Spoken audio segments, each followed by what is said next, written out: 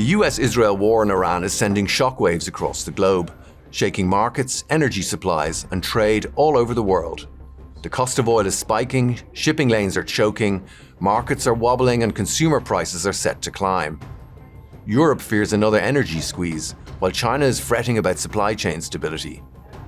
The strikes triggered a sharp broad market sell-off and a surge in commodity prices. Usually geopolitical stocks cause immediate volatility, but markets often recover within months. However, this conflict's impact on energy choke points like the Strait of Hormuz poses a unique threat to global inflation. The Iran war presents geo-economic challenges for China, a massive energy importer and a strategic partner of Tehran. China is the world's largest crude importer and the main buyer of oil from Iran, leaving Beijing uniquely exposed to any supply disruption from the war. China bought more than 80% of Iran's shipped oil last year, on average 1.38 million barrels per day. That's around 13% of China's total oil supplies. Iran has limited buyers for its oil due to Western sanctions aimed at cutting off funding to Tehran's nuclear program. Iranian oil imported by China is typically labeled by traders as originating from other countries, such as Malaysia and Indonesia, both of which are major transshipment hubs. The US strikes on Iran could delay Donald Trump's planned visit to Beijing this month. Many had been hoping this visit would result in some kind of agreement on tariffs and bring relief to strains on global trade. But if the strikes on Iran continue for 4 weeks, as Trump has indicated, it could lead to the trip being delayed. The Iran war has effectively paralyzed one of the world's most critical trade corridors. The Strait of Hormuz is a critical route for global oil transportation, with tankers carrying crude oil from the Gulf region to Europe, Asia, and North America. Approximately 1/5 of the world's oil supply passes through this narrow passageway between Oman and Iran. That makes it the second most important oil route after the Strait of Malacca. Its disruption amid the Iran war could lead to significant increases in oil prices and widespread economic consequences. It's about 19, so just keep in mind the number 19 million barrels per day, which normally pass through that Strait of Hormuz, of which only about 8 or 9 could be redirected through overland pipelines from Saudi Arabia and the UAE without being loaded on ships. The rest would be blocked. And the biggest threat is, of course, that insurers and ship owners just refuse to use the strait, or that the strait becomes mined and ships are blown up and block this very narrow pathway, very, very shallow pathway. For the time being, shipping lanes are tightening and insurance for war risk is being cancelled or skyrocketing by 50%. Big shipping companies are scrambling to keep oil shipments running. Logistics giant Maersk has halted passage through the Suez Canal and the narrow Strait of Hormuz for safety reasons.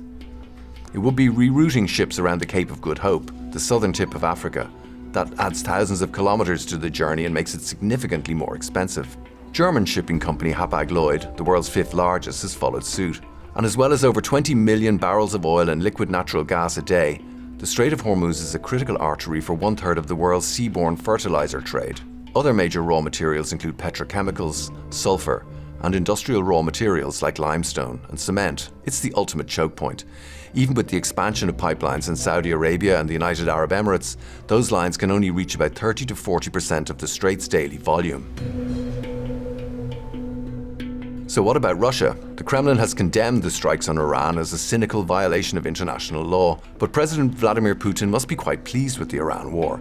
Russia, as a major oil and gas exporter, stands to benefit from rising global energy prices triggered by the conflict. The war could force India and China to turn towards heavily discounted Russian crude. If crude oil prices rise above $100 a barrel, it would potentially add $4.8 billion monthly to Russian revenues, a timely boost for Putin's war chest in Ukraine. Iran is a competitor to Russia for oil customers, so any disruption to Iranian exports allows Russia to capture a larger market share. Putin will no doubt be hoping the war will tie up US assets and divert resources from Ukraine to the Middle East. India has been diversifying away from Russian crude, but the US-Iran conflict is likely to upend this effort. India gets just under half of its crude supply via the Strait of Hormuz, potentially raising India's fuel prices and pushing it back towards Russian supplies. India is also exposed to supply chain disruptions, weaker consumer sentiment, and also potential disruptions in remittances from millions of Indian migrant workers in the Gulf states. This could widen India's current account deficit and fuel inflation. India is also a major exporter of basmati rice to the Middle East, so that trade will also suffer. How are energy importers in Europe exposed to this kind of maritime choke point risk?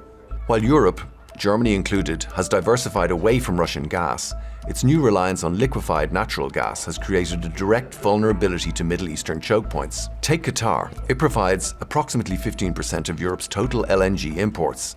Since the Strait of Hormuz is Qatar's only export route, total blockage would immediately remove this volume from the market. And Europe's gas storage levels are low. As of this month, German gas storage is just over 20% capacity, historic lows for the spring refill season, leaving the country with little room for additional strain. Some of the gloomier analysts estimate that European gas prices could surge by 130% if the disruption persists.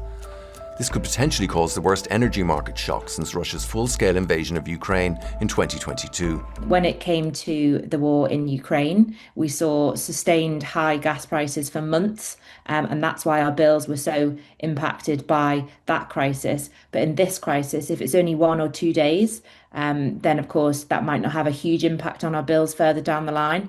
But if it is sustained for a longer period of time, then that feeds into our energy bills, it feeds into our petrol prices, it feeds into inflation, it feeds into all of these different parts of the economy, and it can have really widespread impacts. Tensions in the Strait of Hormuz typically translate into higher fuel prices for consumers within days to 2 weeks.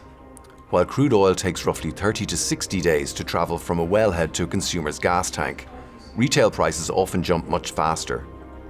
In free markets, gas stations often raise prices almost immediately after a crude oil spike to ensure they have enough cash to buy their next shipment at the new higher replacement price. Significant retail impacts are felt within the first 2 weeks. For example, during the 2022 Ukraine invasion, it took about a week for drivers to see substantial increases, even though oil jumped 20% in the first few days.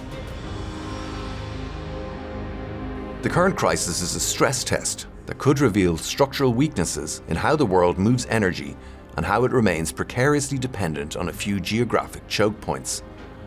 And whether this crisis acts as the death knell for the era of global energy complacency, much like the 1973 oil embargo or the 2022 invasion of Ukraine, depends on how long the Strait of Hormuz is disrupted.